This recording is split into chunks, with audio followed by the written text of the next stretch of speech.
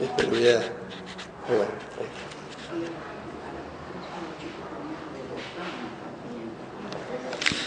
Bueno, vamos a presentar al padre.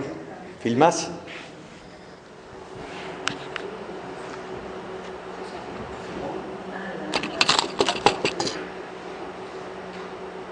Muy buenas tardes, damas y caballeros, estimados y asiduos concurrentes a nuestros ciclos anuales de Historia y Geopolítica.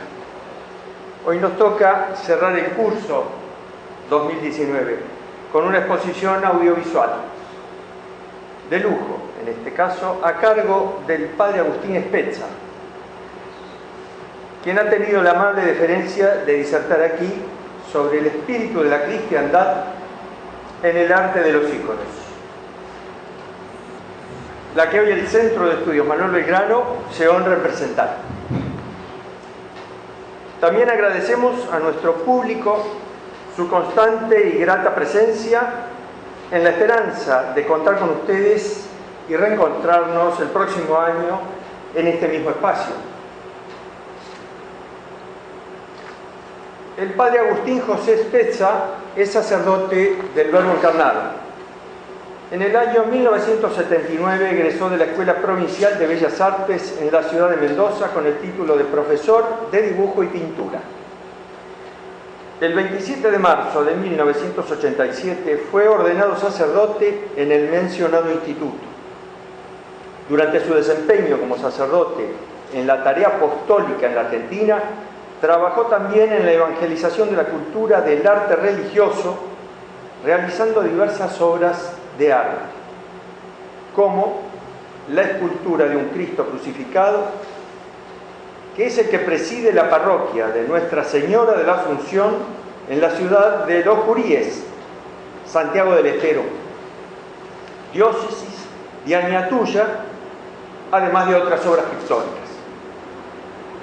Cuando estuvo destinado en Suncho Corral, de la diócesis de Añatuya, hizo un relevamiento de las imágenes sagradas heredadas de los misioneros e imagineros españoles, que todavía se conservan en las casas particulares, con las cuales se catequizó en todo el amplio territorio del norte argentino y de donde surgieron las bellas imágenes de los imagineros indios. En 1997, después de 10 años de tarea pastoral, fue enviado por el Instituto del Verbo Encarnado a Roma, donde obtuvo la licenciatura en Teología Espiritual en la Universidad Pontificia del Teresiano, presentando su tesis sobre Cristo, centro y último fin del Tratado de la Verdadera Devoción de San Luis María Grignion de Montfort. Realizó también en la Ciudad Eterna cursos de Historia del Arte Sacra e Iconografía en la Facultad de Bienes Culturales, dependiente de la Universidad Pontificia Gregoriana. En el año 1999, en esta ciudad, realizó un curso de iconografía en la institución Rusia Ecuménica, con el maestro Paolo Orlando, quien fuera enviado por el Papa San Juan Pablo II a difundir con sus conferencias y sus pinturas la belleza trascendental del arte de los íconos. De este maestro descubrió, aprendió y se nutrió de la doctrina del arte icónico, que luego continuó en la Argentina. Incursionó también en esa ciudad en el arte musivo del mosaico, de Ramen. Cuando estuvo destinado en Brasil, realizó una anunciación para la Iglesia del Verbo Encarnado de San Pablo. En la Argentina, a partir del año 2008, se desempeñó en el seminario Santa María, Madre del Verbo Encarnado de dicho instituto, en el taller de arte Beato Frangélico, enseñando a los seminaristas y realizando las distintas escenografías de los eventos pastorales y culturales. Impartió en el mismo establecimiento religioso clases de historia de la cultura antigua. Posteriormente enseñó historia del arte en el Bachillerato Humanista Alfredo Bufano de San Rafael, Mendoza. Dio también conferencias sobre el arte teofánico del Beato Frangélico, pero especialmente dedicó su actividad en difundir la teología del arte del ícono en los cursos de cultura católica, y en las casas religiosas. En febrero de 2014 comenzó en San Rafael, Mendoza, con los cursos de iconografía, dándoles la impronta de que sean un retiro de espiritualidad, además de la técnica, a través del camino de la belleza, para que así cada uno de los iconos realizados por los participantes, cada uno de los iconos realizados por los participantes surja no solo de la elaboración manual y humana, sino de la doctrina y de la oración contemplativa de la Iglesia. El mismo taller fue dado a las hermanas contemplativas del monasterio de las Servidoras del Señor y de la Virgen de Matará, en San Rafael. Años después, emprendió con Marcela O'Reilly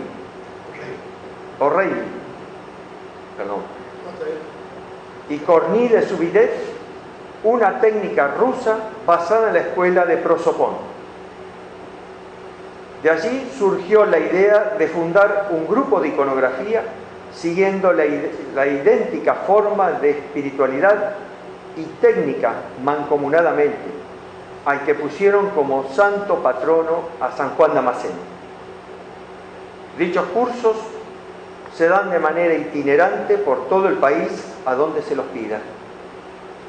Desde el año 2010 colabora en la revista Diálogo del Instituto del Verbo Encarnado, haciendo el análisis iconográfico de las obras pictóricas que aparecen en su portada, como también catequizando con el arte iconológico a través del blog La Belleza de los Íconos. Con ustedes el Padre Agustín.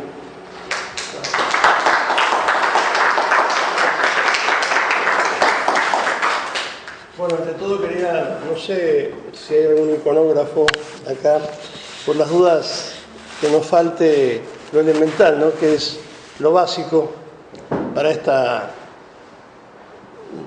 este tipo de arte tan especial que es el icono, ¿no? Que sería los nombres, para irnos manejando como herramientas, ¿no? Cómo saber, cómo poder leer los iconos, ¿no? Y cómo rezar ante los iconos, porque es más que un arte. El icono nace de una forma diferente a como la mayoría de la gente se imagina que nace el arte, ¿no? Entonces, ante todo, sabemos que por María Jesucristo se hizo hombre, etc. Por lo tanto, se basa en la encarnación del Verbo, ¿no es cierto? Y Dios se hizo hombre para que así también Dios sea representable, esculpible, pintable. De hecho, los íconos se pintan. La palabra ícono viene del griego eikon, que significa imagen. Se representa este modo de pintar, o mejor dicho, de escribir, porque propiamente es la palabra de Dios, pero no en caracteres de letras, sino de pinturas y símbolos. En mosaico, en íconos, como ese que ven ahí, que es el último que hicimos, en íconos, en mosaicos, en bordados, en marfiles. Realmente es muy rica la obra artística, sin contar con los que han destruido, ¿no? En el iconoclasmo.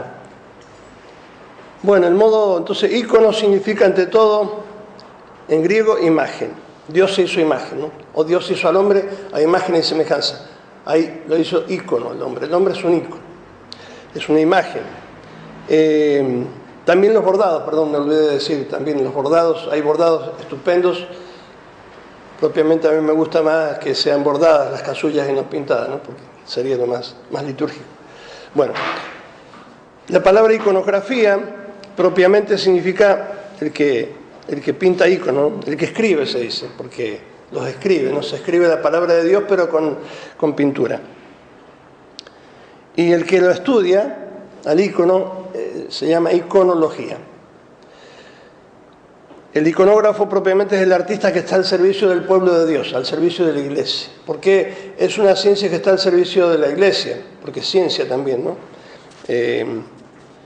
Para difundir, no la inspiración propia. Otra cosa característica del icono, van a ver que hay muchos puntos. El punto de vista es totalmente objetivo, es Dios, no el hombre. Sino que se hace justamente para difundir, primero, la obra de Dios, la belleza de Dios, la Escritura, los santos padres, porque me decía mi maestro Pablo Orlando, que estábamos recién diciendo que los verdaderos autores del ícono son los santos padres, que son los que han interpretado la Biblia y tan bellamente. Uno leyendo la patrología de los santos padres, ven una vez leyendo cómo interpretaba la Deesis, que es el descenso a los infiernos de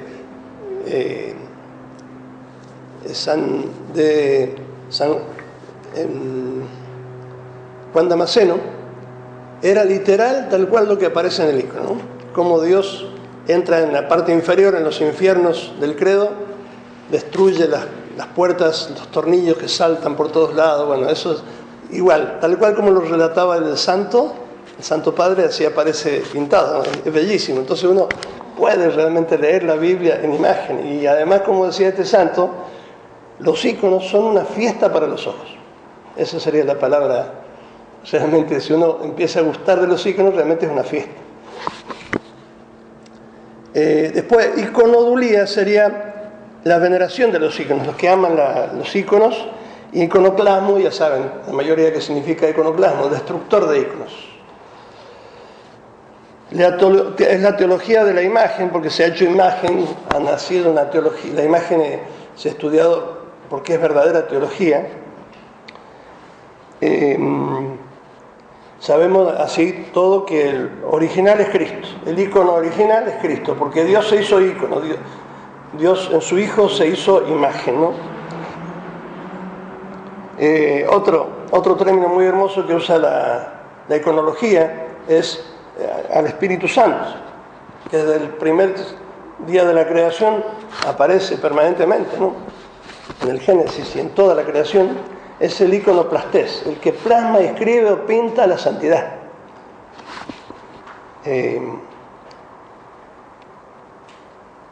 Y después, bueno, así le llaman, ¿no? El que plasma la santidad. Y a la Virgen María es la paleta, dicen así, en el modo de hablar de los iconógrafos antiguos, ¿no?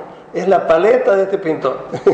Y claro, porque de esa paleta Dios sacó el color, la figura, el espesor, todo.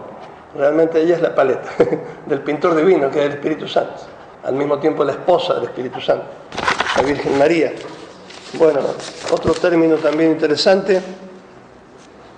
Ella es la más semejante, por supuesto. Todos sabemos que es la única que tocó el orden hipostático, la que mejor refleja la imagen de Cristo, ¿no? La más cercana. La más cercana. No es Dios, pero es casi Dios, dicen los santos. En Oriente y en Occidente. La Teotocos. Es la más semejante, sin duda. Más que todos los ángeles juntos, ¿no? Bueno, gracias. Estoy un poco... Después los santos son también íconos de Cristo. Propiamente se debe a ellos la veneración. A Dios la latría, a los santos la veneración y a la Virgen, ya saben todos, ¿no? Son términos que ya conocen la mayoría, pero no está de más repetirlos. La hiperdulía, ¿no? A la Virgen María única. Solamente ella tiene este título. El hombre también es ícono de Dios. Todos fuimos creados a ícono e imagen y semejanza de Dios. Ícono y semejanza, somos imagen. Bueno, lo habrán escuchado varias veces, pero la Iglesia también tiene como ícono a la Trinidad, la Santísima Trinidad, como vemos ahí, ¿no? La Trinidad, de ahí viene todo, toda la luz. También María, análogamente, ¿no? Podemos afirmar que María es ícono, imagen, tipo y modelo de la Iglesia. Es ícono escatológico de Dios, de la Iglesia, perdón. La iconografía está al servicio de esta teología, entonces. Es una teología en imágenes. Es el camino que conduce a la imagen de Dios que está en nosotros también, por la creación y el bautismo a la realización de la perfecta semejanza con Cristo. Es decir, que nosotros debemos trabajar esa semejanza. Y nosotros cuando predicamos, lo que hemos predicado como 14 retiros, son realmente retiros porque es contemplar, abrir así los ojos, una fiesta para los ojos, porque es contemplar todo el tiempo, uno se enamora de la imagen que está copiando, porque un enamoramiento especial, ¿no? Teológico, pero es gustoso también para los sentidos y sobre todo para el alma. Es el mejor alimento para la visión.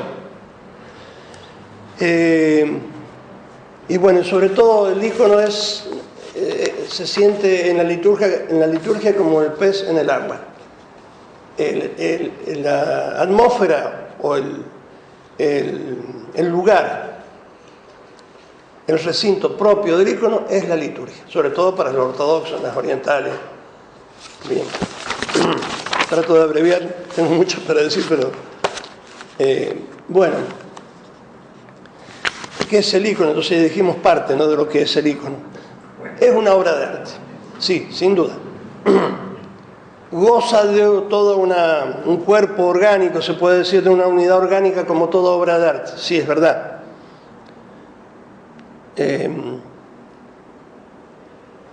Todos vinculados a la visión de un artista también. El artista es el que con su visión transforma y hace realidades nuevas, origina una realidad nueva, ¿no? Pero el icono agrega a la imagen algo más todavía, le agrega otra dimensión aparte de la que conocemos, todavía más alta y más profunda, la trascendencia. Eso es lo principal del icono, ¿no? Lo que enamora del icono. Y una belleza también muy especial, que no es naturalismo, no es la belleza obvia que vemos de lo bello, bello y bonito, por decir así, sino que es especial, una belleza trascendente. Taladrar, como le gusta decir al padre Sáenz, ¿no? Taladrar, atravesar las apariencias para ir a lo que está más allá, el misterio. El misterio es lo que está escondido y lo que se muestra es algo, como el símbolo, ¿no? Se muestra un pedacito, una parte, pero no se ve todo. Bueno, el icono trata de ver ese todo. El icono es la imagen sagrada en ese sentido por excelencia, ¿no? Nos hace mirar para arriba, nos hace mirar la trascendencia, nos hace mirar la vida eterna, nos hace buscar y desear a Dios. Como dice San Pablo, si habéis resucitado con Cristo, buscad las cosas de arriba. El icono pinta o escribe las cosas de arriba, retrata las cosas de arriba, no las de abajo, no les interesa. Por eso se cierra las cosas de abajo un poquito, así como un ayuno de los ojos, dicen los iconógrafos, ¿no? Un ayuno de los ojos. Se hace ayuno de los ojos para verlo de arriba, concentrarse en lo de arriba. Abstrae también. Van a ver las manos, los dedos, los pies. Es una abstracción de la anatomía humana para que no sea tan humano y que sea más etéreo, más espiritual. Se vale de ciertos elementos, ¿no? Técnicas, alungamiento de los cuerpos, en fin. Bueno, hay mucho para hablar de eso. Bueno, también el arte del Cusco, el arte cusqueño tiene algo de eso, ¿no? Y el arte frangélico ni que hablar. Bueno, pero es uno... El Greco es heredero, ¿no es cierto? Sí, y parece mentira, pero hasta llegaron a decir que él retrataba, parece una cosa de loco. El que lo hizo es una cosa de loco decir eso. Decían un tiempo que él retrataba a las personas dementes. No, Marañón, que decía que había tomado como no sabía. loco de...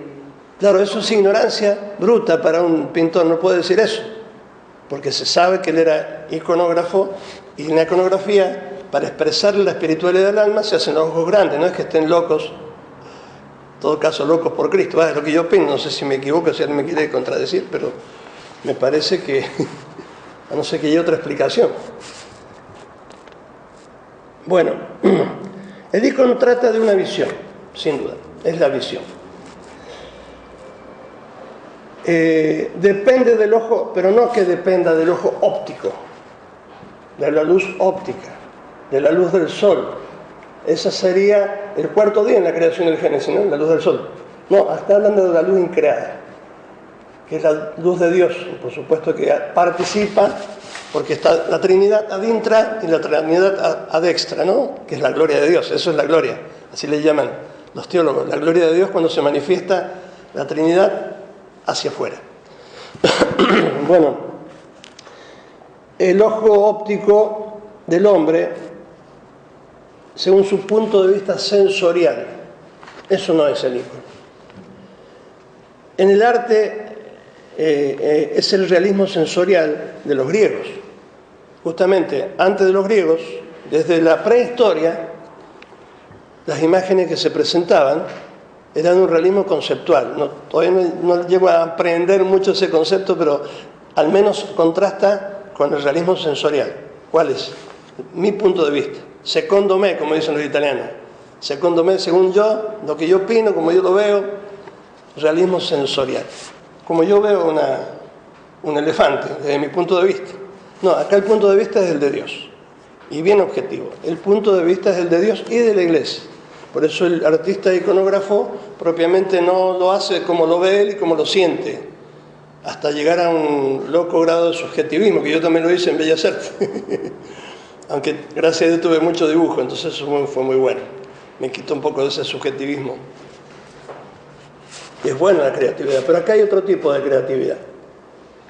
El que crea acá es el Espíritu Santo, la Iglesia, porque figura en los cánones este modo de pintar, ¿no?, de la Iglesia, que tuvo que padecer con la iconoclastia, tuvo que sufrir mucho para defender la imagen sagrada.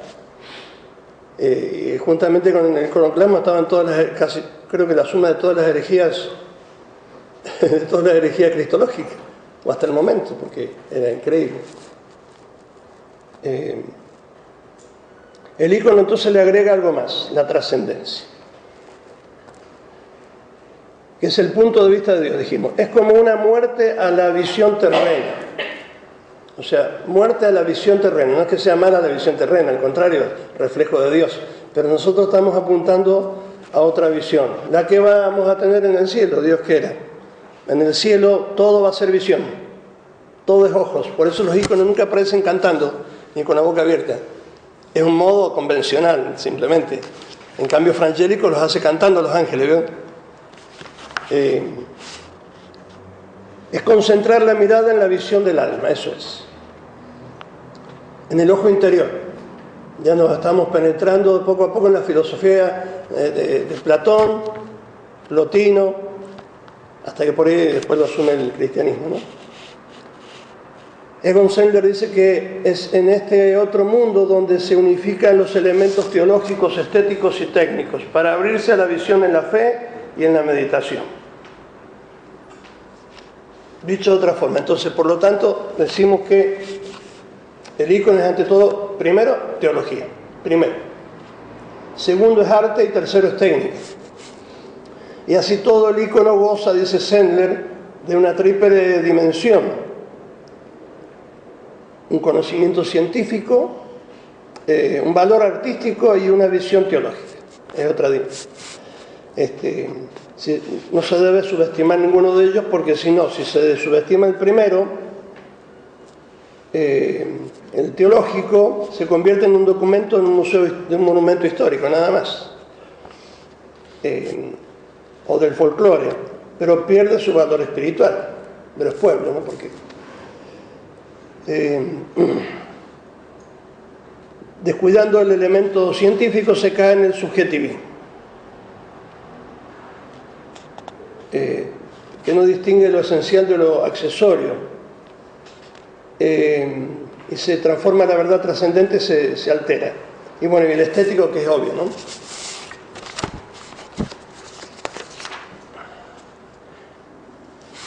Sin duda que el arte de los íconos es un arte más, por supuesto. Es un arte religioso, más bien, como el arte del Renacimiento, como el arte de varios artistas, sin duda. Pero, como dijimos, tiene algo más. Se debe hablar entonces, repetimos, de un arte teológico. ¿Nacido dónde? Bueno, esto es interesante. Nace no del paganismo, sino del cristianismo, de los orígenes del cristianismo. Y después de los siglos de persecución, enriquecido en la difícil investigación dogmática de los concilios, las catacumbas, interesante, ¿no? Voy a tratar de dar un plumazo nomás, porque la verdad que es tan largo, porque la historia es muy larga. Purificado por las pruebas, el martirio de muchos monjes que mataron, porque en el fondo lo que se odiaba no era el ícono que pintaban, sino el dogma del Verbo encarnado. Por lo tanto, el monofisismo, que decía que Cristo tenía una sola naturaleza, sobre todo después de la resurrección, era absorbida por la naturaleza divina, la naturaleza humana de Cristo, cuando sabemos nosotros que Él tiene dos naturalezas. Por eso aparece a Cristo, el Cristo ese que ven ahí, en el centro es Cristo, aparece con los dos dedos así, el dedo del hombre y el dedo de Dios.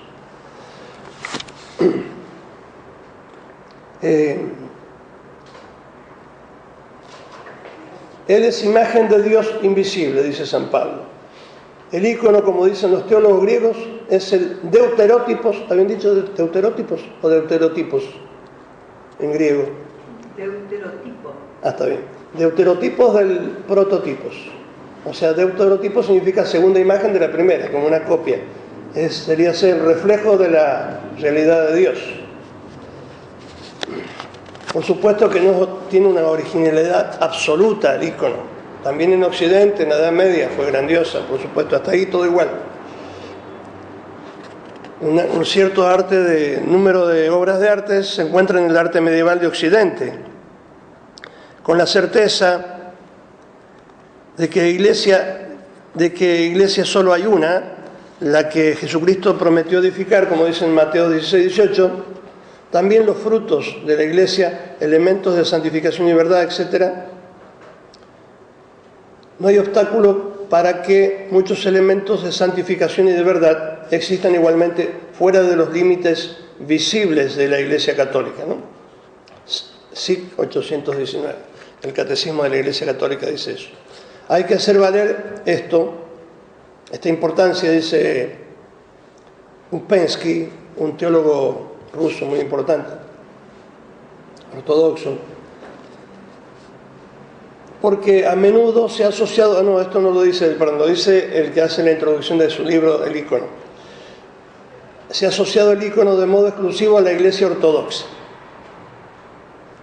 Y es un error. Y si bien es cierto que ha sido ella la que se ha desarrollado una particular devoción por el ícono y lo ha conservado justamente, ¿por qué lo ha conservado?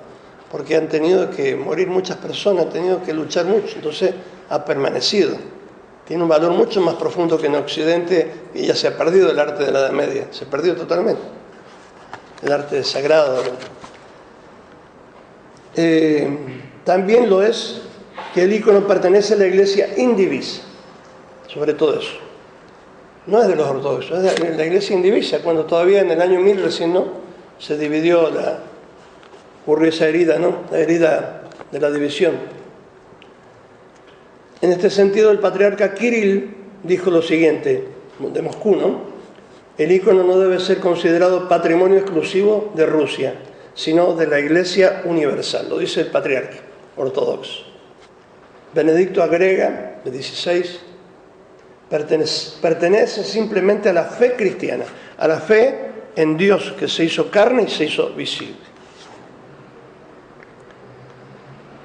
Por eso se habla más bien de un libre ejercicio del estilo artístico. La Iglesia nunca consideró como propio ningún estilo artístico, sino que, acomodándose al carácter y condiciones de los pueblos y de las necesidades de los diversos ritos, aceptó las formas de cada tiempo. Por eso Ospensky dice que el ícono no es una cuestión de estilo, sino que es un lenguaje. Y al respecto, en la Duodecimum Seculum, Juan Pablo II, Benedicto dice cosas maravillosas también, los papas hablan de que los íconos tienen su propio lenguaje, como dije más o menos recién, El ícono sería la imagen, lo que la Sagrada Escritura es a la palabra. Dios se hizo hombre para que el hombre se haga Dios. Eso lo dice el gran santo padre San Ireneo. Eso es el ícono,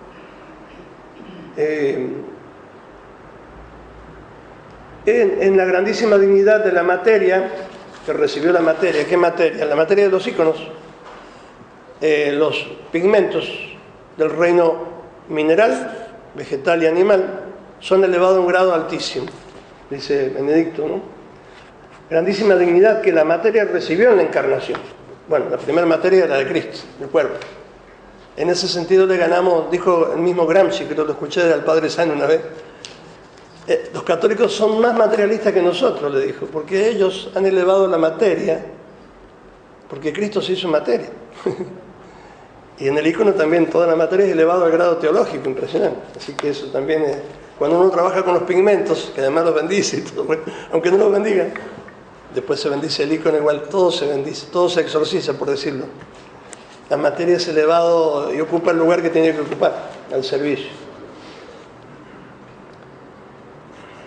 La doctrina del Damasceno, dice el Papa también, Benedicto, se inserta en la tradición de la Iglesia universal, cuya doctrina sacramental prevé que elementos materiales tomados de la naturaleza puedan ser instrumentos de la gracia. Sabemos, no sé si sabían, que el icono también se convierte en un sacramental, como es el exorcismo, también un sacramental. Y hay muchas cosas más que todavía no me animo a decirle, que son atrevidas, porque capaz que dañan los oídos, porque no estamos acostumbrados a este tipo de... Dígalo, padre. Sí. Usted que me decía el otro día. Bueno, por supuesto, elementos materiales tomados de la naturaleza pueden ser instrumentos de gracia, dijimos, ¿en virtud de qué? De la invocación del Espíritu Santo acompañada por la confesión de la fe verdadera. Y ya que hablemos de terminología recién, relativa al icono, tiene un carácter especial. Por ejemplo, no se dice escribir un icono, dijimos pisak con iconu, en ruso, no sé el ruso, sino que se lee. Bueno, ya lo dije, perdón. Se sostiene ahora que el iconógrafo no sea simplemente un artista, debe ser una persona de fe y de vida interior profunda. Es un camino de santidad pintar un icono. No es como en el arte que yo hacía antes también, el arte profano, podemos decir. No, el arte sagrado, religioso, puede ser que también llamemos religioso, porque uno puede pintar un motivo religioso, pero el modo de pintar es distinto, ¿no? El artista puede ser un virtuoso de la guitarra o del pincel, pero no un virtuoso como persona. Se puede dar en el otro arte, pero aquí no se debe dar, deben ir unidos. El artista tiene que ser primero un ícono de Dios, es decir, santificarse, al menos con la oración, al menos con estar en gracia.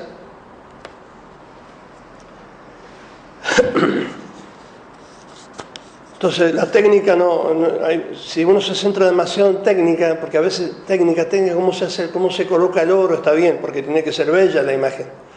Bueno, coloqué oro en ese porque es muy caro el oro, pero le puse bronce. Bueno, pero lo más importante, como decimos, no es inclusive que sea súper técnico, lo importante es lo teológico, ¿entienden? Que transmita el mensaje de la Iglesia, por símbolos.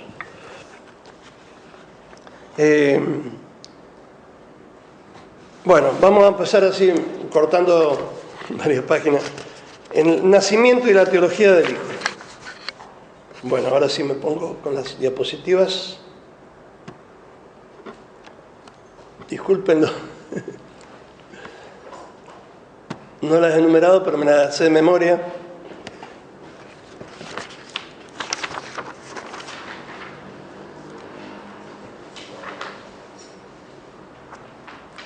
No has visto sus rasgos, dice San Juan Damasceno, el gran defensor, sí, ahí va, de los íconos. Vamos a poner cualquiera para empezar, para que distraiga un poco. Este es el hermoso ícono, el primero que yo pinté, el Pantocrátor de Santa Sofía, ¿no? En Estambul, en Constantinopla, que los árabes no destruyeron, sino que conservaron, gracias a Dios. Y de la Virgen también. Es un mosaico maravilloso. No hemos visto sus rasgos, dice el santo San Juan Damasceno, el gran defensor de los íconos. ¿Cómo hacer una imagen de algo invisible? ¿Quién podrá representar sus rasgos? Se pregunta. A aquel que no tiene ni cantidad, ni cualidad, ni tamaño, ni límite. Claro, es ilimitado. No entra en ninguna parte. Pero entró en el seno de María. Se hizo limitado. Por eso entra en una tabla también. Se limita, él se autolimita.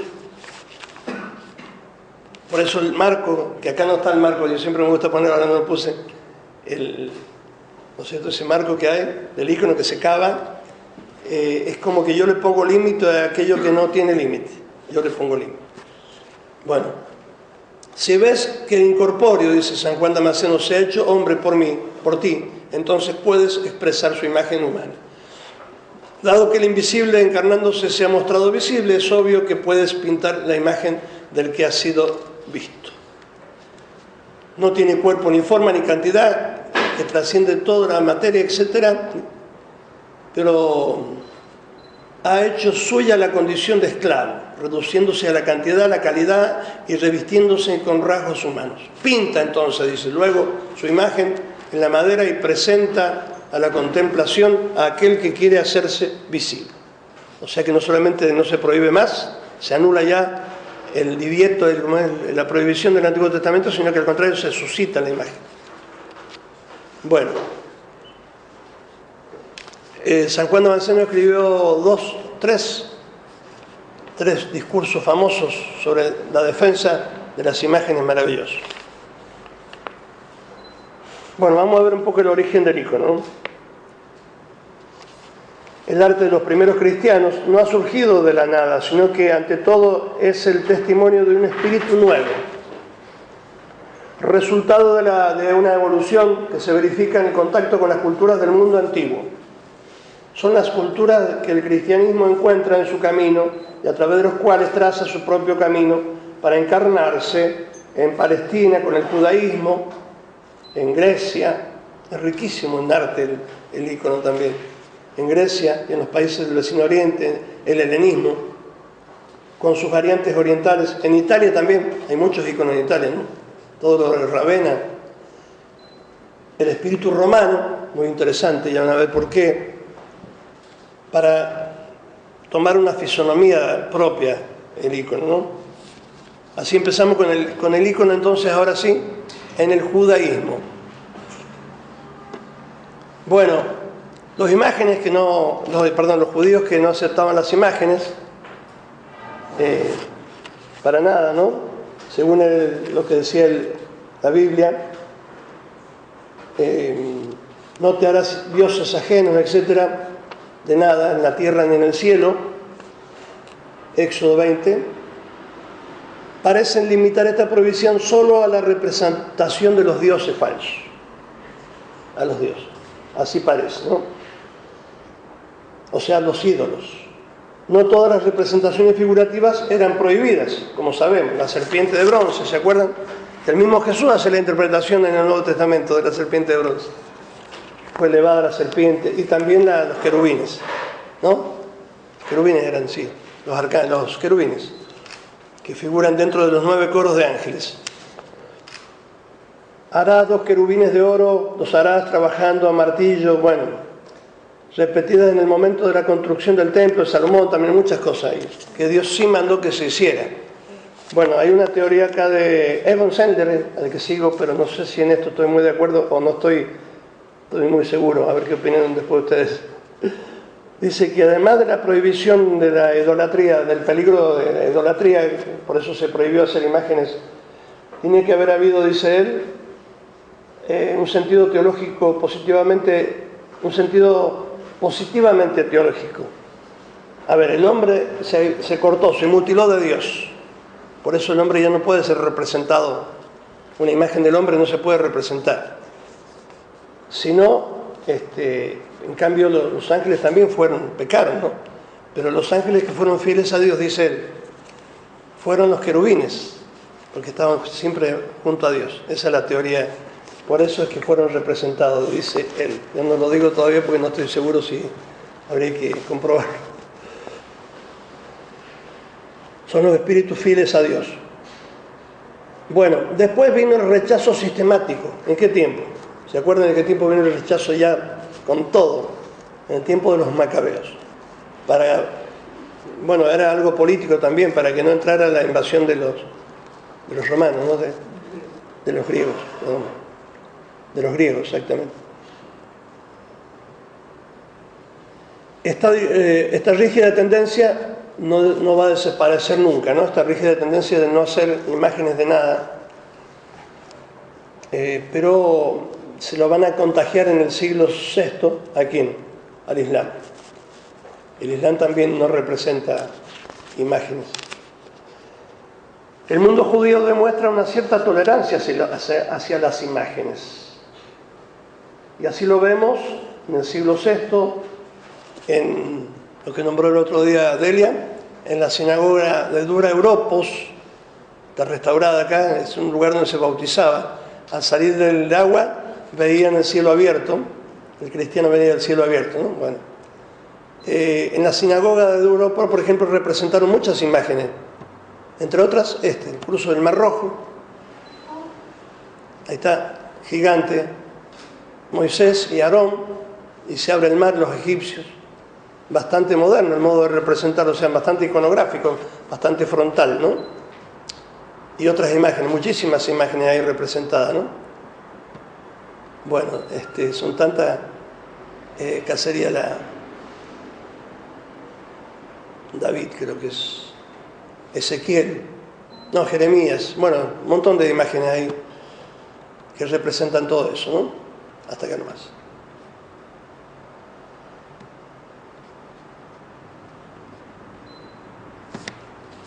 En los griegos, bueno, todos estos ciclos del Antiguo Testamento fueron representados por los judíos, o sea que no todos estaban en contra de las imágenes, sino que tuvieran cierta... En los griegos, la imagen conservaba un carácter misterioso e incluso mágico. Estamos hablando del paganismo. Por ejemplo, la diosa esta Artemisa. Vamos a purificar, es lo que tenía que hacer siempre la iglesia, ¿no? Purificar. Hasta la idolatría se purificó. Y así purificar. La Artemisa era una diosa que se presentaba, que era castigadora y todo eso, pero tenía una particularidad. Decían los que la adoraban, le rendían culto, que estaba Platón y todo, que decía que se oponía, pero en cierta forma no del todo, porque el pueblo necesita imágenes de la divinidad, decía Platón. Pero la característica que tenía era que era no hecha por mano humana. Vayamos prestando atención a esos términos, porque después el cristianismo los toma para la imagen nuestra, cristiana. De Artemisa, de Atenea también, de Éfeso, etc., ¿no? Se creía que eran descendientes del cielo, ¿no? Estas imágenes.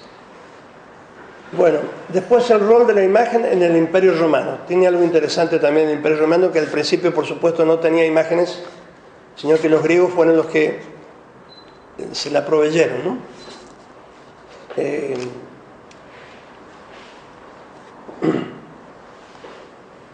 La imagen en Roma tuvo un papel particular, y es que, además de ser, los emperadores eran divinos, etc.,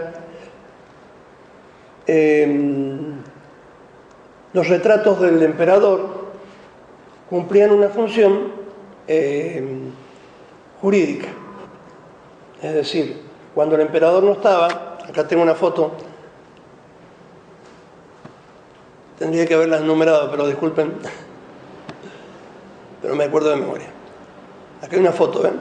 El emperador cumplía una función, el retrato del emperador, aquí al lado están los retratos de los emperadores, junto al rey, cumplía una función jurídica. Este es un Codex Purpureus Rosanensis, Jesús ante Pilato. Bueno, se usaban los retratos, porque el retrato en sí, cuando no podía venir, ¿cómo se dice?, el emperador, o si no, las personas, o los jueces, o quien sea, los magistrados, el retrato hacía las veces. O sea, eso se llama presencia. Presencia eficaz. Cuando no había un emperador, el retrato hacía las veces del emperador. La presencia eficaz. Nosotros también vemos una imagen y se sabe que esa imagen en cierta forma hace las veces de la Virgen María, no porque yo me dirijo a la Virgen que está en el cielo, pero a través de... No sé si... Está claro. Cuando se subyugaba una ciudad también, se usaba, no podía ir el emperador o el rey o el magistrado, llevaban un retrato y hacía las veces. Bueno, después de la conversión al cristianismo, se transformó para adquirir un nuevo carácter sagrado, la imagen, ¿no? En las imágenes cristianas, donde también hay una presencia, ¿no? De alguna forma. Aunque eso es lo más difícil que le cuesta al mundo occidental entender, la presencia. Porque sin duda que no es una presencia eucarística, sería una herejía. Pero hay una presencia. La concepción del mundo bizantino, al menos era así, ¿no? Qué sé yo, cuando cazaban en la prehistoria, el cazador primero lo dibujaba y ya lo tenía cazado de alguna forma, ya lo tenía. Para nosotros es difícil de entender eso, pero de alguna forma ya lo tenía apresado, ya estaba con él. Mediante el rito. Claro, el rito mágico. Bueno, pinchar el muñequito. ¿Qué hacen los brujos? Bueno, el gran estudioso de las imágenes, como fue André Graval, dice que los cristianos asimilaron la iconografía pagana, pero no para adorar igual que los paganos, porque eran cristianos. ¿Qué hicieron, por ejemplo? Bueno, acá lo voy a mostrar. Cosa muy interesante, ¿no? Que hicieron los cristianos. Bueno, los santos, siempre tienen la genialidad, son los santos, ¿no? Acá está. Acá sí tengo un PowerPoint. Ellos hicieron lo siguiente. Bueno, primero, estaban prohibidas totalmente las imágenes, de todo. Pero no se podía prohibir todo, como decían al principio los cristianos, porque hasta en los anillos de sello, como también ahí, había una imagen. Entonces, no todo se podía prohibir. Entonces, así por ejemplo, a todos los signos que había en las catacumbas, se les daba una significación cristiana. Eso también ya lo habrán escuchado muchas veces, ¿no? Clemente de Alejandría decía que las divinidades son cosas del diablo, pero no los motivos neutrales, como una nave que ven ahí, ¿no? ¿Se ve? ¿Se puede abrir? Ah, sí, perdón, sí, tenés razón, sí, se puede abrir. ¿Cómo que se abría? Me olvidé. Hace mucho que no...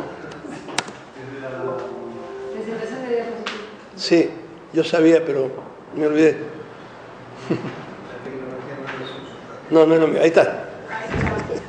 No, es que pasa que yo di clase con esto mucho tiempo y ahora... Bueno, por ejemplo, el árbol de la nave también es la cruz, simboliza el árbol de la cruz, el viaje del alma a la eternidad, también el puerto, ¿no? El camino de la iglesia, como de hecho se usa, ¿no? Muchas veces son símbolos fáciles, pero como eran perseguidos los cristianos, entonces eran símbolos secretos, ¿no? A ver, ¿cuál ahora? El ancla también, ¿no? Símbolo de la cruz, la esperanza en la resurrección, la seguridad y la firmeza, todo en la fe, por supuesto. Hebreos, la esperanza es para nosotros como ancla del alma, segura y firme, dice San Pablo, etc., ¿no? Bueno, el pavo real, símbolo de la resurrección de Cristo y la inmortalidad del alma, porque se creía en ese tiempo que el pavo real no se corrompía su carne. Esto está mucho en las catacumbas, para simbolizar la resurrección de los muertos. El ave fénix, que ya también saben que simboliza Cristo resucitado, resurrección. Bueno, y por fin, el más secreto, el más interesante, el ictus, ¿no? El pez. Que como ustedes saben son todas iniciales, es una palabra griega que significa pez, pero es un acróstico, ¿cómo era? Acróstico. Jesús Christos Teus Huius Soter, Jesucristo, Hijo de Dios Salvador, son las iniciales, pero todo, la palabra dice pez. Bueno, el taurograma que nombró el otro día Delia, los símbolos inteligibles para sus afiliados eran, ¿no? Bueno, la xi y la ro de los griegos, Jesús el crismón, muy bien, triunfador de la muerte, el crismón. Ahí está, que tanto aparecía, ¿no?, en los cristianos. Cristo principio y fin, alfa y omega, todos símbolos, ¿no? Bueno. Los símbolos cristianos antes de Constantino. Es interesante, se ve mucho en las iglesias muy antiguas, como ese de arriba ¿estoy señalando? Sí. Del nudo de Salomón, que significa, no se puede desanudar ese nudo. Así también es la unión inescindible entre Cristo, naturaleza humana y naturaleza divina. Los pámpanos, las uvas, yo soy la vid, vosotros los sarmientos, bueno. Todo esto antes de la orante, todo esto que están viendo ustedes, después va a aparecer en toda la tradición de la iglesia, en todos los íconos, la orante, la Virgen con el signo acá, que aparece con el niño, y aquí que les voy a dar un signo, una Virgen, bueno, que para los romanos era simplemente una mujer pía, y para el cristiano es la piedad, ¿no? Del alma que vive ya en la paz divina, ¿no?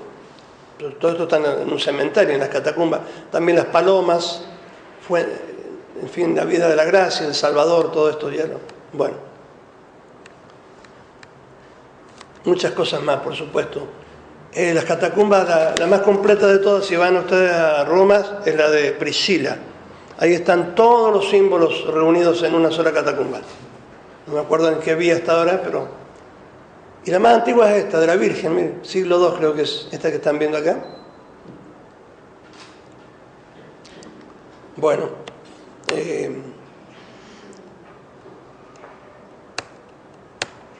después están los sarcófagos, que no vamos a ver ahora porque es muy largo, pero ahí están. Primero el filósofo, ¿ven? El difunto es el filósofo, y el filósofo después se va a transformar en Cristo. Los sarcófagos son maravillosos también, están llenos de símbolos muy lindos. Paganos bautizados, por ejemplo, a la izquierda, ese es el famoso Endimión de la mitología griega, que después se convierte en Jonás, que es tirado de la ballena, que está ahí en la boca de la ballena, ¿no lo ven? Y de este lado la difunta, que no le hacían un rostro porque lo vendían sin rostro al difunto y después lo iban a terminar después de muerto, pero nunca lo terminaban y quedaba sin rostro y bueno, y acá Cristo es el filósofo. Después se va a transformar, como dice grabar en Cristo, después primero sin barba, después con barba, así depende acá está lleno todo de símbolos del Antiguo y del Nuevo Testamento, ¿eh? Sarcófago en Belétrico, como usted me dijo ayer en Francia. ¿En qué lugar era en Francia que me dijo usted? ¿Sobre qué? Sobre los sarcófagos que me habló. En Arles. Arles, ahí está lleno de Arles. Miren qué lindo son hermosos. Ahí cuando tiran a Jonás al mar y la ballena se lo traga, después lo tira ahí a la cabaña, a una cabaña y está durmiendo, igual que Endimión duerme, ¿ven? Pero es Jonás. Para los paganos era Endimión, un personaje de la mitología griega, pero para el cristiano era Jonás. Bueno, la pesca del hombre, serás pescador de hombres, acá ven, los apóstoles, bueno, en fin. No se podían revelar como cristianos. Claro, Por claro. eso eran símbolos encubiertos. Sí, encubiertos. Ajá. Después el cordero también. Claro. Bueno, todas esas cosas. El mosaico, ni que hablar, ¿no? Representación de Cristo. Bueno, todo es maravilloso esto. Bueno, ahora, ¿cómo era que se volvía? Acá está, perfecto. No, me estaba olvidando, pero ahora me acuerdo. Bueno. Entonces el filósofo se convierte en ¿qué? Ese que vieron, en el profeta o en el apóstol. Las escenas de apoteosis también son interesantes. ¿Qué era la apoteosis? Cuando entraba un emperador en un pueblo, con todas las galas, ¿no? Y entraba, ahora esa apoteosis es Cristo. A ver si me encuentro acá. Cristo que entra también en Jerusalén, ¿no? Son imágenes que se van repitiendo. Acá está, ¿ven? Esto está en el Vaticano, abajo en la tumba de San Pedro, un mosaico, representado Cristo como el dios Zeus, el dios Sol, en un auriga, es Cristo. ¿Y así ven? Bueno, perdón, este no, todavía no. Bueno, así tantas Y acá está, por ejemplo, Constantino, en una medalla antiquísima, Apoteosis de Constantino. Constantino que entra en un lugar, como era vicario de Cristo, como el emperador era como el vicario de Cristo. Entraba, ¿no es cierto?, con todas sus áreas, y arriba están las manos de Dios, ¿no? Era como su vicario, bueno. La figura del buen pastor era, ¿quién? Hermes, ¿no? El que calma la naturaleza, que calma toda, que pacifica todo, antiguamente. Orfeo, perdón, Orfeo. Orfeo era, sí. Bueno, así los ángeles, los santos, todos.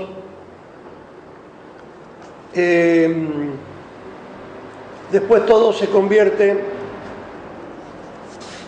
cuando ya la paz de Roma, Constantino, que se convierte en una imitación de toda la iglesia triunfante, sería el reino de Bizancio, ¿no? Al modo bizantino todo Cristo aparece como rey, al modo de la corte, la Virgen como reina, los ángeles como sus servidores, con las manos cubiertas. Ahí van a ver acá. Todo al modo cortesano, al modo imperial.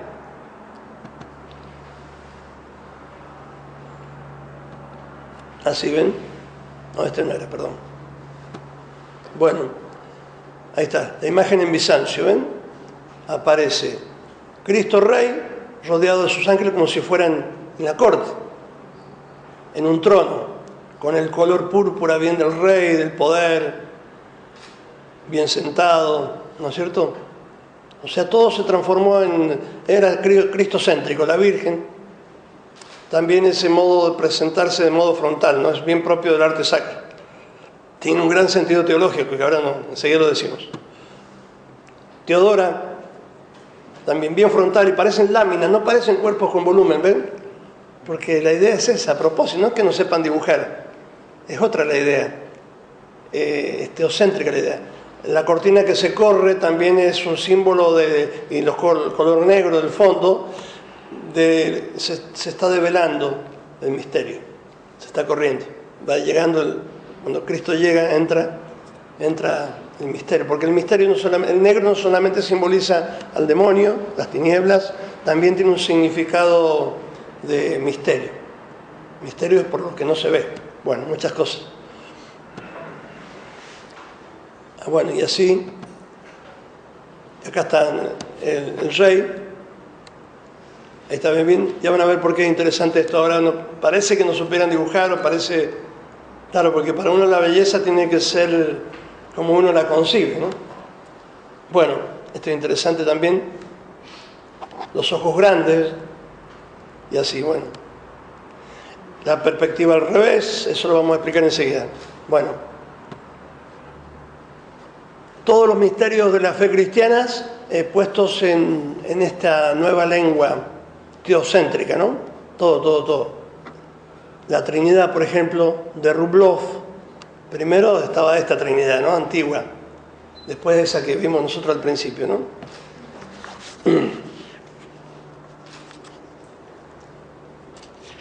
Bueno, después el arte de las catacumbas.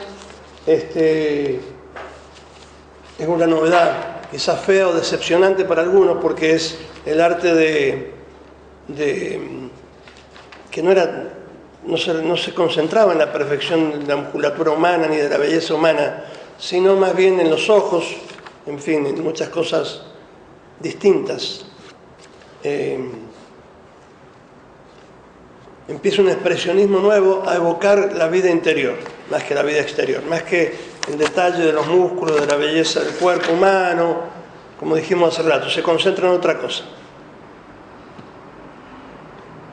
Y ahí vamos. Todo se convierte ahora en la nueva fe, ¿no?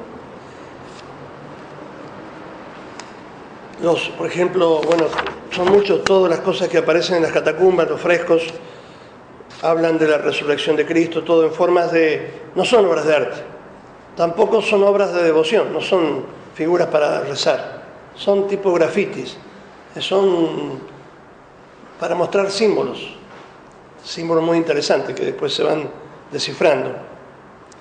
La iglesia de Constantino. Ahora vamos a ver algo interesante acá, ¿no? Bueno, en definitiva, terminando un poco medio rápido esto,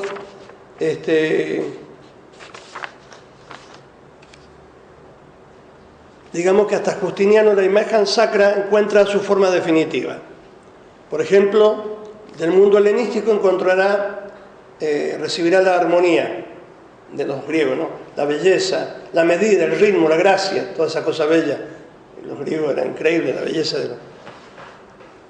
Pero rechazará las formas idealísticas, privadas de verdad y de grandeza. Otra característica del ícono es no ser ficción, no mentir, es decir, poner la verdad. Y ahora a ver cómo se pone la verdad, se muestra, por eso la palabra teofánica, se muestra. Del oriente de Jerusalén recibirá la vista frontal, los rasgos realistas, retratos, incluso retratos del de Cristo, es un retrato. Pero siempre sin adoptar un fuerte naturalismo. Bien, Cristo será representado con un cabello largo, a veces con barba o con ojos oscuros, otras veces como joven, triunfador de la, ¿no es cierto?, como un noble guerrero, en fin, irá cambiando de acuerdo a la concepción. Bien. La expresión, digamos, todo esto es la expresión de las verdades de fe. Hasta ahora el arte bizantino no difiere esencialmente del arte sagrado de Occidente.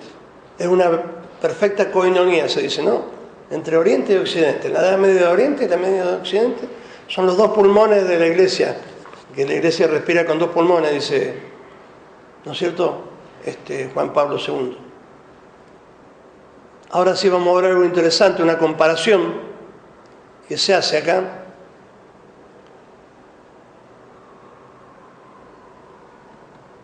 Es la siguiente, miren qué interesante esto. Lo encontré en un manual de René Ike, fue director del Museo del Louvre en el año 45. Acá hay una comparación, el retrato romano, que solo era realista, ¿ven? Hasta ahí llegaba. Los ojos están como un tope, hasta ahí nomás se llega, ¿no? Pronto, sobre todo, los retratos de egipcianos romanos, que son las momias del Fayum. De ahí toma también el ícono, los ojos grandes del Fayum. Ya se empieza a encender en los ojos una fiebre interior, por decirlo así, ¿no? Empieza ya, es puro ojo, digamos, ¿no? Después viene el arte copto, que es bien el que vos estás siguiendo, Débora, procedente del convento de Santa Catalina de Siena, y tuve la gracia de estar ahí. Me fui vestido de... Bueno, ahí es como que los ojos devoran toda la cara, ¿no? Y por último, de Teodora, que es todo ojo, por decirlo así, ¿no? Además, no hay corporealidad casi, es todo frontal. Los ojos siempre son el lugar de la presencia de Dios. Decía Plotino un poco, porque esto es para una charla aparte. Plotino decía que el difunto en algunas de esas estelas de funerarias egipcias, con los ojos bien grandes así, mirando a los ojos de la divinidad. Los ojos del difunto en los ojos de la divinidad, bien grandes, que después se va a convertir en la mirada Fachem ad Fachem, cara a cara en el cielo. Vamos a ver a Dios cara a cara. Es decir, es una mirada también extática, de éxtasis. Y es frontal, y es chata, porque es... Y es, ¿cómo se dice? La perfección del cielo, que ya llegamos a la quietud total en ese aspecto, en el descanso. Y bueno, el mártir, por ejemplo, cuando estaba por morir, con los ojos abiertos, veía el cielo abierto. Epoptis le llamaban en griego los plotinos, los videntes, los que están viendo ya el cielo abierto. La visión del cielo abierto, son los ojos. En fin, muchas cosas más que no se puede decir ahora porque sería demasiado. Bueno. Todo esto forma parte hasta ahora de la coiné cristiana de Oriente y de Occidente, de la Edad Media, de ambos pulmones. Bueno.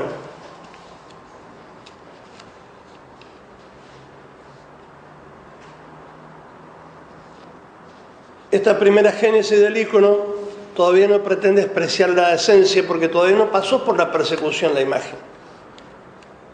Todavía no se ha profundizado la teología, hay algo nomás. Para entenderlo bien, tiene que pasar por todo esto, por la persecución. Sin duda fue muy grande, y los grandes defensores fueron los santos. San Juan Crisóstomo al principio, San Gregorio de Niza del siglo IV, todos los santos padres, primero, después los segundos y los terceros.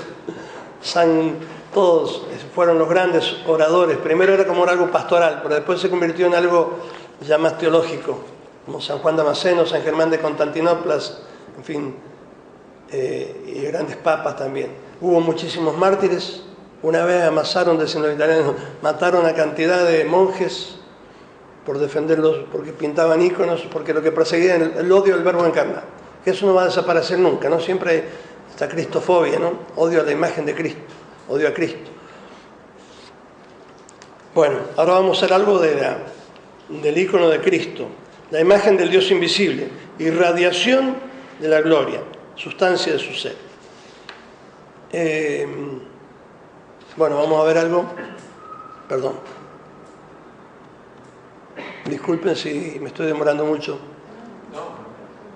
Trato de hacer lo más que pueda.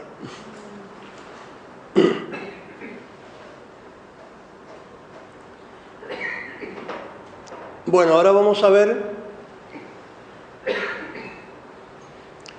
una imagen maravillosa que es el ícono del Sinaí. Como dijimos recién, todavía no se ha definido la imagen. Todavía no se definió el dogma, nada sobre que va a ser en el Concilio II de Nicea, 787. Recién ahí se va a definir la imagen. Pero ya se conocía el sudario, ya se conocía la sábana santa, siglo VI. Parece, porque de hecho este es el convento de Sinaí, donde están los padres ortodoxos, que yo tuve la gracia de visitar y ver este ícono que ahora vamos a ver, maravilloso, de Sinaí. Bueno, ahí está haciendo una comparación con el Santo Sudario de Torino, ¿no? Turín.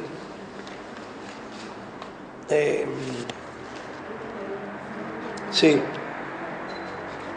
Cristo es la imagen del Dios invisible, decía San Pablo, perdón. Irradiación de su gloria impronta a su sustancia. El Nuevo Testamento trata de comprender lo que es peculiar en la relación entre el Hijo y el Padre. El término eikon, como dijimos, imagen, usado para describir ¿qué cosa? La relación entre el Padre y el Hijo, anuncia como una nueva forma para los cristianos de concebir la representación de Cristo. Artística, ¿no? Pero en forma y en colores. Una nueva forma.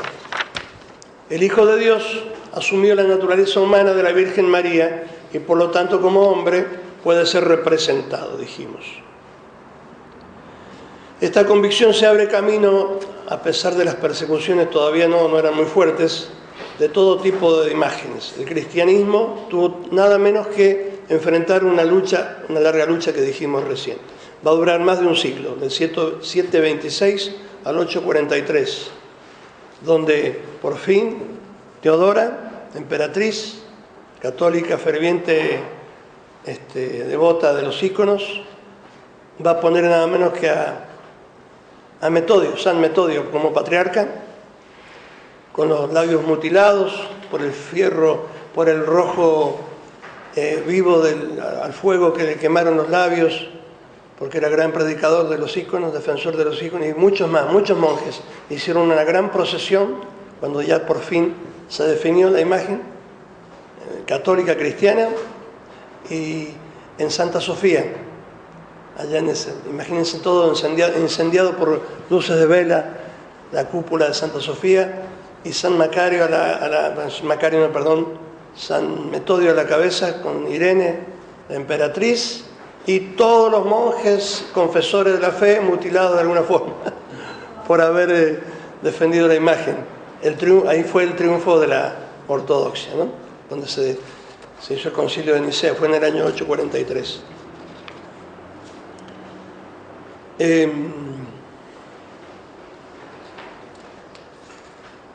Bueno, sin duda se derribaron muchísimas imágenes, se quemaron, se destruyeron, se cancelaron frescos de todo tipo, pero se afirmó la forma definitiva de los íconos y se reconcilió el carácter exclusivo de la palabra del Antiguo Testamento con el Nuevo Testamento.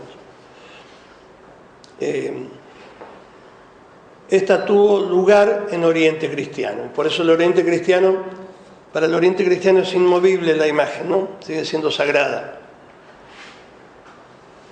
Es el verdadero hogar de origen de su concepción teológica. Es decir, una necesidad que había de traducir la imagen, la palabra de Dios en imagen. Que sería como una primera dimensión. Y de representarla, la representación, de lo divino, según las formas precristianas, que sería como una segunda dimensión, en una nueva síntesis.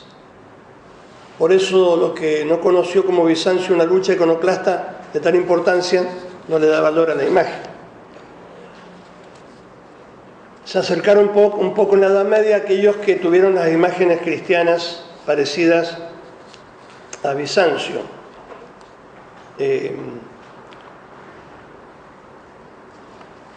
A la afirmación de que Cristo es la imagen de Dios invisible no puede corresponder la traducción en imagen de la palabra de la Sagrada Escritura y mucho menos la representación de la figura divina con medios de la fantasía humana derivada de la concepción de lo divino a través de lo precristiano, ¿no? Es decir, no se puede hacer una imagen de Cristo falsa. Acá está esta. Está bien, qué hermosa esta imagen. La gran variedad de las imágenes de Dios que han sido creadas no pueden jamás representar la individualidad de Cristo, la persona de Cristo. Cristo asumió una naturaleza, pero no en abstracto, sino en concreto, esta naturaleza, siendo su madre María. Cristo es una persona única, entonces. Un retrato es una reproducción de la persona representada y debe resultar lo más semejante posible. El Nuevo Testamento utiliza el concepto de imagen para describir este carácter único de relación del Hijo de Dios con el Padre. Mientras que la imagen solo tenga la tarea de recordar la palabra divina, la figura de la persona representada puede variar.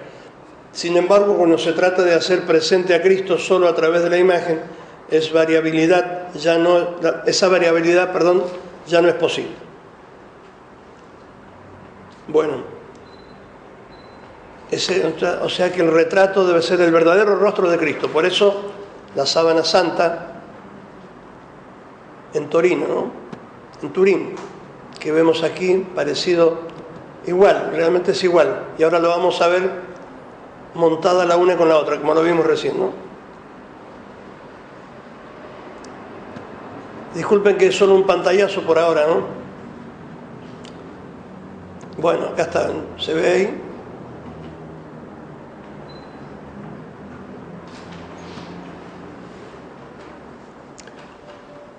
Como un calco, perdón.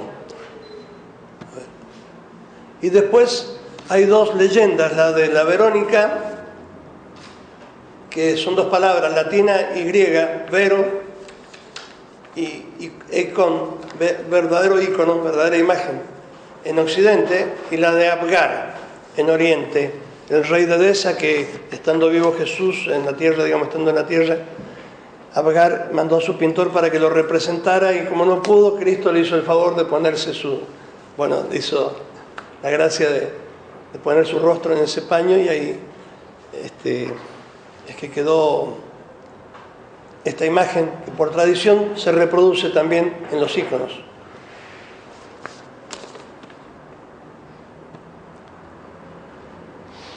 Bueno, no solamente este retrato de la verdadera imagen de Cristo que está en Turín, se ha hecho en Oriente, sino también en Occidente. Por ejemplo, de Durero, también es increíblemente igual, ¿no? Parecido. De allí el gran parecido, ¿no? De la imagen.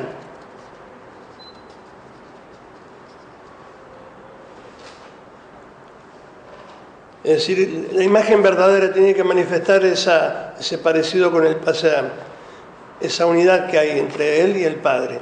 Y está en la sábana santa, en el marco de Turín, en el sudario de Turín.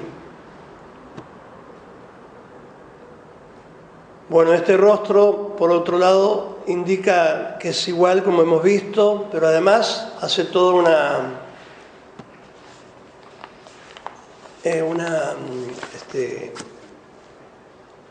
muestra toda una simbología, ¿no? Una simbología de Cristo. ¿De qué siglo es? Siglo VI. ¿El Sinaí? Sí, en el Sinaí. No se sabe qué pintor lo hizo, pero es realmente genial, ¿no? Está hecho al incausto. No se usa el oro porque es cera, con cera y pigmentos.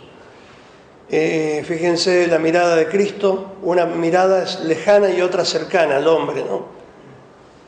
Está como dividido en dos el rostro, a propósito, porque no hay esa simetría que uno a veces se piensa que tiene que haber. La simetría no es propio del arte, inclusive de los griegos, que tiene la proporción áurea, ¿no? Para que tenga más gracia la figura, esa proporción, divina proporción. Además, la simetría es más bien del diablo, porque quiere ser igual a Dios, en ese aspecto. No, pero además no, porque el arte tiene esa armonía que uno encuentra hasta en una hojita de árbol. Está esa sección áurea, esa, ¿cómo se dice? Ese grado de perfección que hay en toda la naturaleza que Dios creó, está en todo. La divina proporción. Bueno, acá se ve de una parte el rostro con una mirada lejana, la piel es bien pálida, porque es una piel transfigurada, resucitada, Cristo resucitado. Así se van a hacer también todos los santos. No son la piel rojiza de la carne que todavía no ha muerto ni ha sufrido el martirio, sino los que ya han resucitado, transfigurado. Los ojos grandes, porque son el lugar del alma, por donde se ve lo eterno, y porque es el lugar de la presencia de Dios, la participación de alguna forma, no por supuesto como dijimos al principio, pero sí la participación, una presencia de Dios. El cuello que está inflado, no sé si se ve, está un poco tapado por la barba, pero está como inflado, que simboliza que él expira, está lleno de aire, del aire del Espíritu, del neuma, al Espíritu Santo. Todo esto está como hinchado, lleno de aire. Los labios muy dulces, no demasiado relamidos, demasiado, ¿cómo se dice?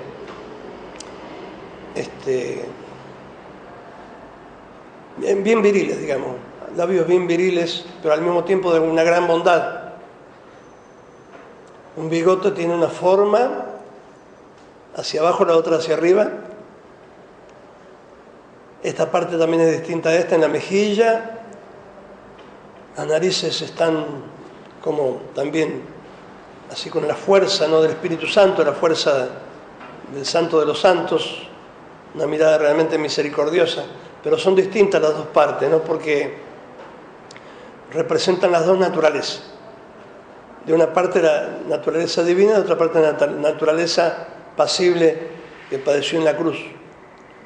Bien, tiene muchas cosas más, ¿no? Está vestido de púrpura. Purpurado es la realeza, ¿no es cierto?, de Dios. Ahí está.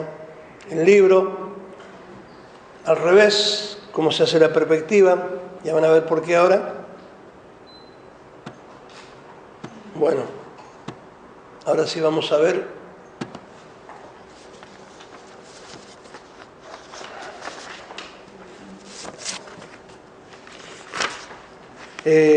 Vamos a ver algo muy importante. La metafísica de la luz, que es fundamental en el icono, ¿no?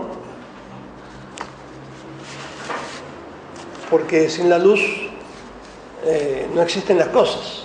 Sin la luz no se ve Dios. No se ven las cosas, ¿no? Nos conecta con el arquetipo original, que es Dios. Ha sido estudiada la luz especialmente con la luz del Tabor. ¿Ya cuánto llevamos?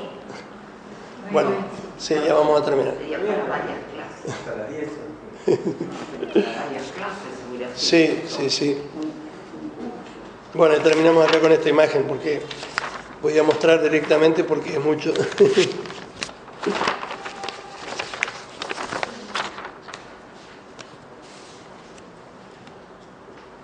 Ahora sí.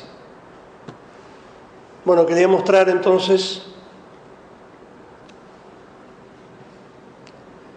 bueno, primero la imagen que yo hice en Roma, la primera imagen que hice, pero bocetada, ¿no?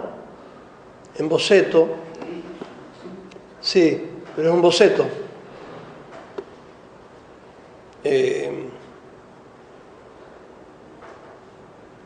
Acá está, perdón, acá está.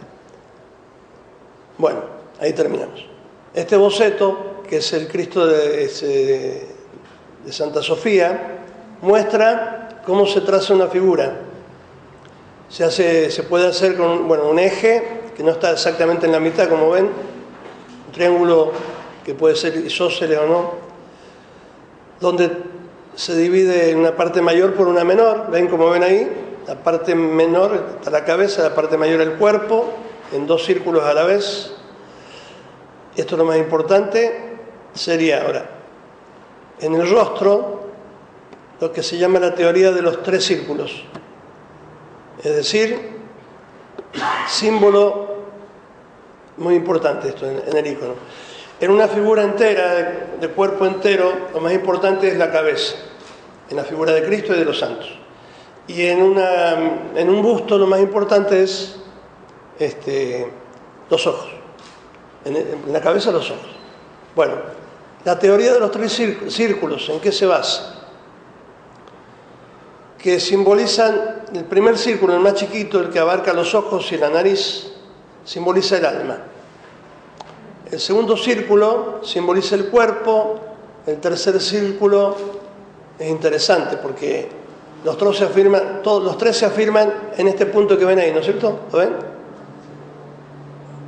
Ese punto que está ahí es el centro del alma, sería el espíritu de Dios, ¿no? El espíritu, que es la punta del alma, ¿no? Ahí. Si el punto se corre, si el centro deja de ser deja de ser Dios y se corre, desaparece la tercera aureola. No se ve la santidad, ¿no es cierto? O sea que interesante eso, porque debe ser ese centro, ¿no? Bueno, ahí ubica el iconógrafo el centro, en la punta del alma. El alma sería el primer círculo, el interior. En todos los iconos sobre uno. Sí. Sobre uno de los. Ajá, que puede ser inclinado de distintas formas, pero más o menos esa es la concepción del rostro. Primer círculo, el alma, y este sería el espíritu. El segundo círculo simboliza el cuerpo, que es el que abarca el cabello, ¿no? Y el tercero sería la santidad, que simboliza, que no es aureola, porque la palabra aureola viene de aurum, que es algo humano, algo humano, horizontal. Más bien simboliza la nube que acompañaba al pueblo judío en el desierto. Durante el día le daba sombra y frescura cuando llovía un poquito para cuando hacía mucho calor. Los calores ardientes de la noche, luz para iluminarlos. Y los acompañaba en el desierto. Eso sería como una presencia. O sea, la aureola, que propiamente no es aureola, es nimbo, habla de presencia divina. Simboliza la gracia divina. Ese es el símbolo, ¿no? Bueno, más o menos ahí. Era para... Después, todo como se ubica en la mano y todo eso, no hay mucho no hay mucho tiempo, pero quería más o menos decirle, acá está otra vez. Este es maravilloso, que se supone que ajeiro polletos, no hecho por mano humana, que una imagen así sagrada acompañaba a Constantino cuando, junto al Lábaro, cuando emprendía la guerra, llevaban esta protección, ¿no? Muy grande, ¿no es cierto? Normalmente los íconos, como se hacen con tanta oración, son muy milagrosos. Y, por ejemplo, los hechos de la Virgen también. Así como el de Cristo, de ahí termino con eso, se hizo basado en la sábana santa, en el sudario de Turín. Se le atribuye a San Lucas 3 íconos que él proveyó, se puede decir. Porque él es el pintor de la Virgen, no solamente el médico, como relata en su Evangelio, sino el pintor. Uno es la Odigitria, que tiene al hijo acá en su mano, el que yo pinté. A este se lo voy a mostrar de paso. Este lo pinté yo. Y tiene una historia muy particular, no se lo voy a contar porque es muy larga, pero muy linda. Historia. Acá está. Donde se me desapareció. No, acá está. Bueno, él hizo 3 iconos. El primero, la Odigitria.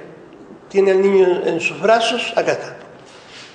Que es la que marca el camino. Esto me llevó 3 años hacerlo.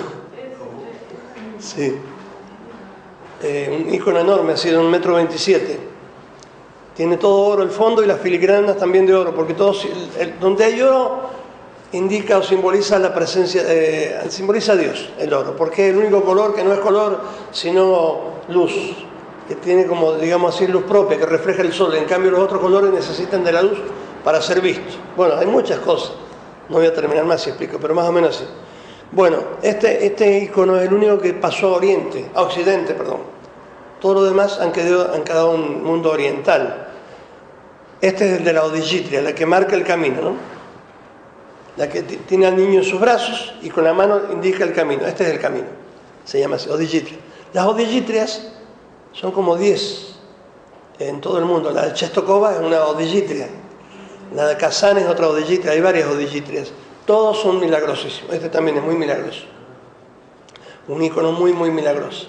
Porque se hace con un proceso muy grande de oración también, por supuesto, además de técnica. Bueno, otro que proveyó San Lucas es la Deesis, con las manos así, que significa intercesión. Y el otro es la ternura, la Virgen de la Ternura, ¿se me fue el nombre griego? Eleusa, perfecto, así, la Eleusa. Bueno, todos esos indican indica ternura. O sea, son 3 iconos que proveyó San Lucas y se ha repetido por todos lados. Bueno, nos quedamos entonces con la imagen de la Virgen, ¿no? Terminemos con la imagen de la Virgen, mejor así. Bueno, ella es la que verdaderamente le dio la carne a Jesús, la que permitió el arte sagrado, la que fue la gran intercesora y la que continuamente es el icono también de la Iglesia, ¿no? Juntamente con la Trinidad, por supuesto, con la cual se pudo realizar la encarnación, nada menos, la encarnación del Verbo. Así que, bueno, dije algunas cosas, muy pocas de lo que tendría. Pero queda para el año que viene. Sí, introducción. Sí, no sé, como una introducción general, sí. No sé si tienen una pregunta.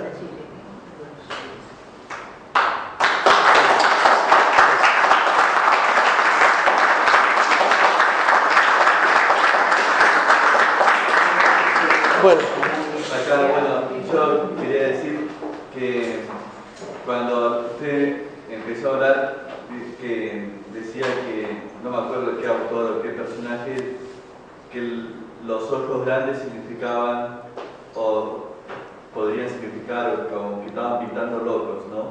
¿Estaban qué? Estaban pintando locos, porque dementes, ¿no? ¿Estaban qué? Los ojos grandes que significaban demencia o... Ah, sí, sí, sí. Que la demencia o la locura, si no me equivoco, antiguamente se llamaba o se adjudicaba la locura a aquel que había tenido un encuentro con Dios.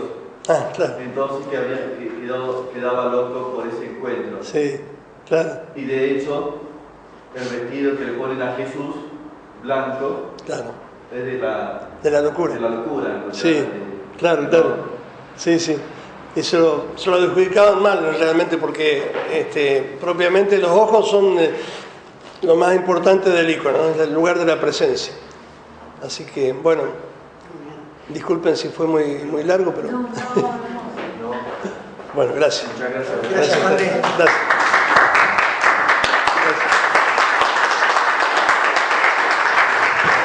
Muchas gracias. El año que viene hay que tener todo preparado, lo que necesita. Sí. Se tardó mucho en preparar. Sí, es verdad.